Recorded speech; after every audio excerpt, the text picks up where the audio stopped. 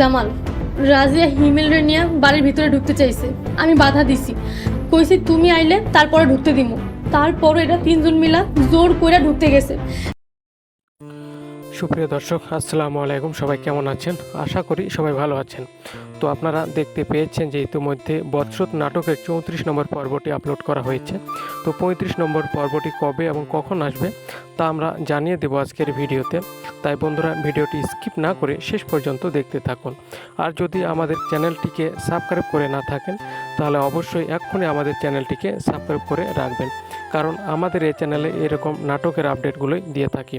তো আপনারা দেখতে পেয়েছেন যে রাজিয়া তার মাকে জামালের বাড়িতে ঢুকতে বাধা দেয়। জামাল বাড়িতে ফেরার পর পরিস্থিতি আরও জটিল হয়ে যায়।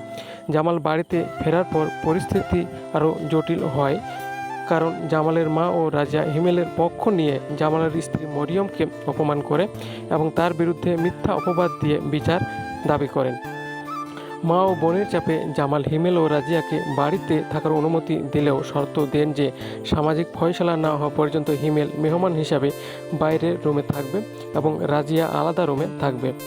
জামাল তার স্ত্রী মরিয়মকে পরিস্থিতি চাপে পড়ে ক্ষমা চাইতে বাধ্য করেন, যা মরিয়মের মনে গভীর ক্ষত সৃষ্টি হয়।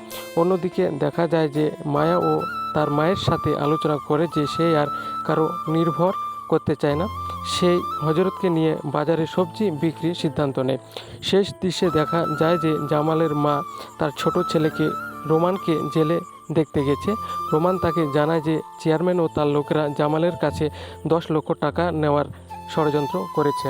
জামালের মা ভুল বুঝতে পারে যে জামাল তার ছোট ছেলেকে বাঁচাতে কত বড় ত্যাগ স্বীকার করেছে।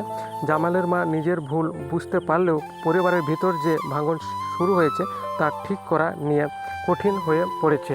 তো দর্শক বন্ধুরা, এখন আপনাদেরকে জানিয়ে দিচ্ছি বৎসত নাটকের 35 নম্বর পর্বটি কবে এবং কখন আসবে।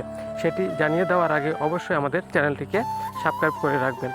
তো বন্ধুরা, বৎসত নাটকের 35 নম্বর পর্বটি আগামী 24শে এপ্রিল দুপুর 3টা 30 মিনিটে ঈগল মিউজিকের ইউটিউব চ্যানেলে দেখতে পারবেন।